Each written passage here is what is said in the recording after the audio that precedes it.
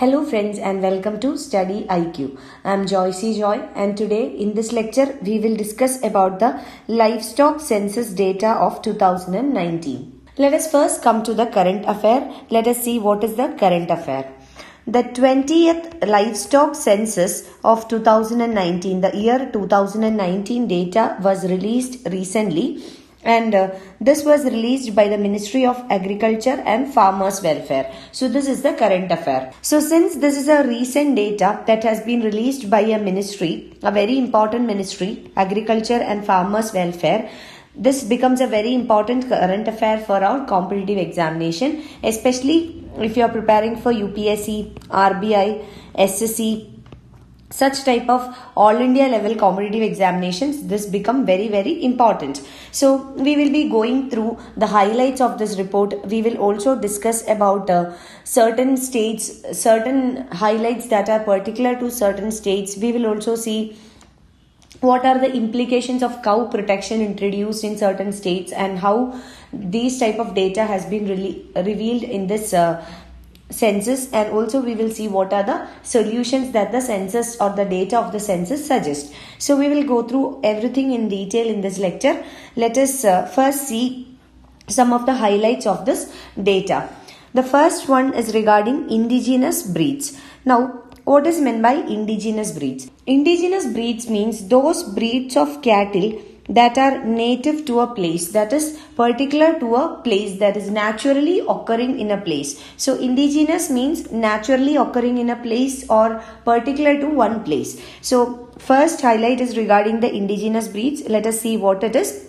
The population of the exotic and the cross-bred cows have surged nearly by 27% since the last livestock census. So the last livestock census was in the year 2012 and now it's in the year 2019. So within 7 years. So within the 7 years, the exotic and crossbred cows, that is exotic means which comes from another place. So exotic and crossbred cows have increased by 27%. That means the popularity of the indigenous breeds have reduced. That is what it implies.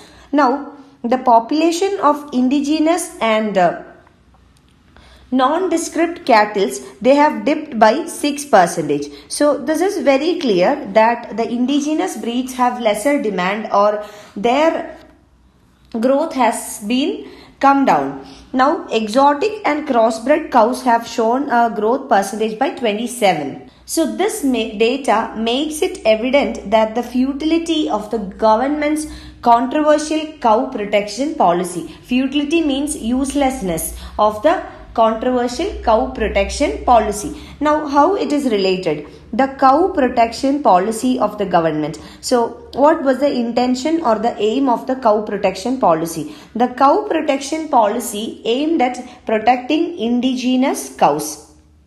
Now, what has happened? The percentage of indigenous cows have come down, whereas exotic species or exotic cows have increased. So, this data clearly shows that the cow protection policy of the government did not work out because there was a dip in the percentage of the indigenous cows. Now, in this regard, the government had also set up the Gokul mission, and the Gokul mission aimed at the preservation and the promotion of indigenous cattle breeds. So Gokul mission, very important scheme.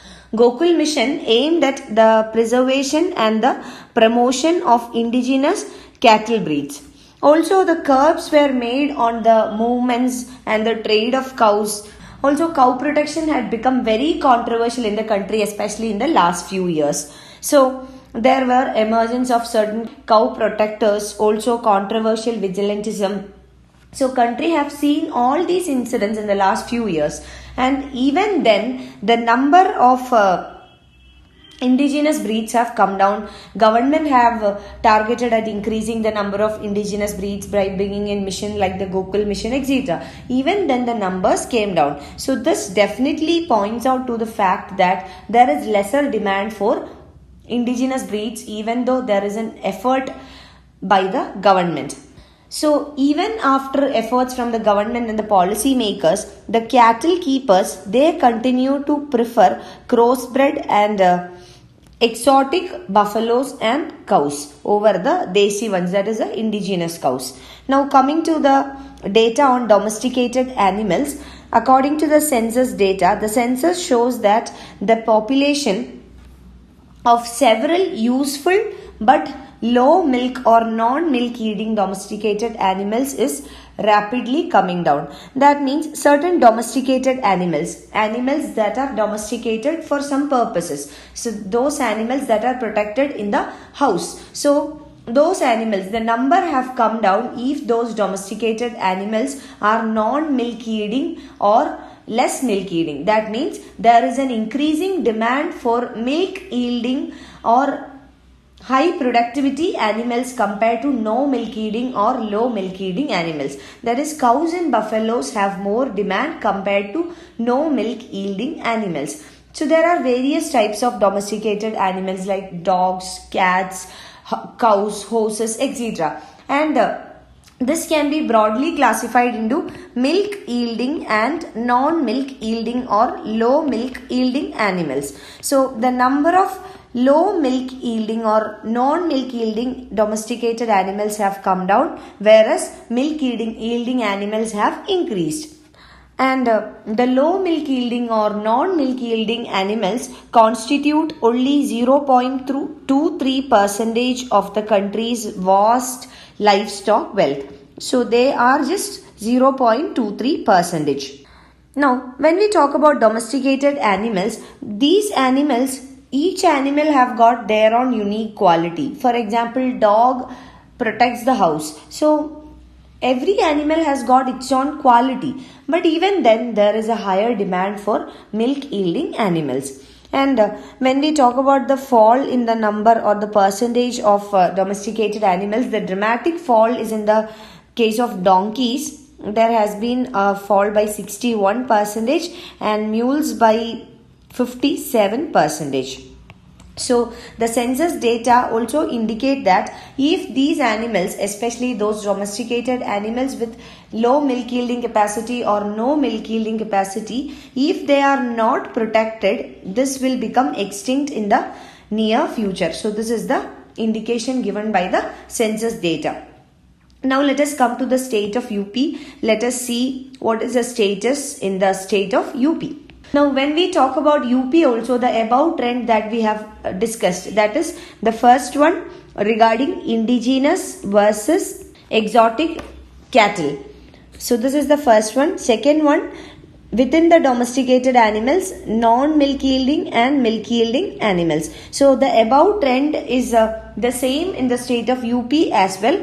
Why we are discussing the case of UP in particular is because UP is one state which has made lot of controversies with regard to vigilantism, mob lynching, etc. with regard to cattle protection. A state which has the state government which has directly involved in the cow conservation campaign. So cow protection was a controversy in the state of UP, and this has led to many mob lynchings and many people were killed for the cause of cow protection with regard to mob lynching and all. So we are discussing about the state of UP in particular. So this above trend was evident in the case of UP as well. That is, there was a preference over indigenous animals or indigenous cattle, and exotic cattle were preferred over the indigenous cattle. Second one, the demand for milk yielding animals were more than that of non-milk yielding animals.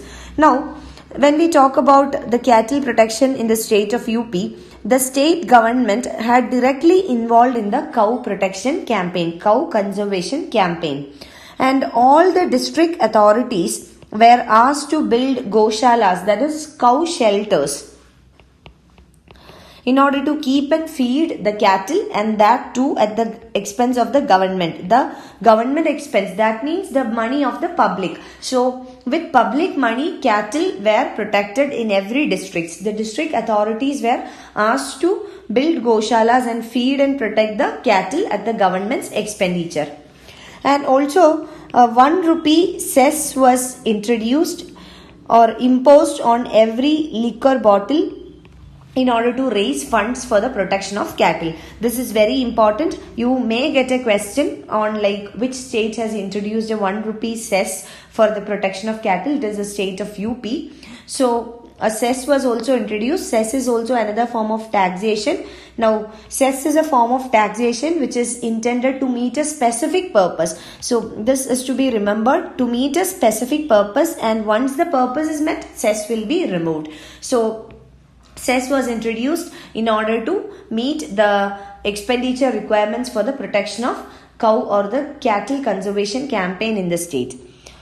Now, these were the measures adopted by the government, and these were all done in order to protect the cattle in the state of UP.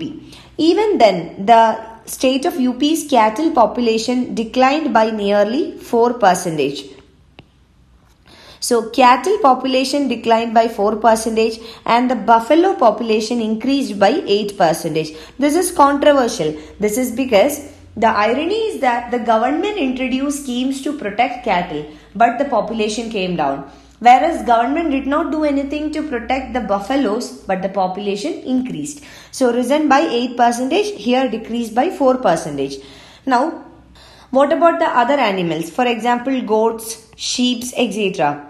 Many slaughterhouses were closed down. This is because there was a ban on the cattle trade. So many slaughterhouses were closed down and also new ones did not open up. So this impacted the goats and sheep's industry as well. So this resulted into a decline in the number of goats and sheep in the state. So this has impacted the export of meat, especially the goat meat, that is the mutton from the country, especially from UP to other countries. So this has affected the export of mutton from UP as well as from the country as a whole. So this is particularly to the state of UP. Now let us come to the implications of the cow protection measures adopted by the government. Before discussing that, one thing to be remembered here is that stray cattle is not enumerated in the livestock census. That is, the livestock census will not consider the stray cattle or the number of stray cattle. But still, there are certain information that is informally available based on certain evidences or based on certain anecdotes. So those evidences or those data is available, and based on that, let us see what are the implications of cow protection measures. The first implication is that there was an increase in the stray cattle. This is because there was a ban on the movement and the trade of the cows. So since there was a ban on movement and trade of the cows, there was a sharp increase in the number of stray cattle in the country, especially in the state of UP. Now, earlier the old and the unproductive cows, they used to be disposed of in the cattle bazaars.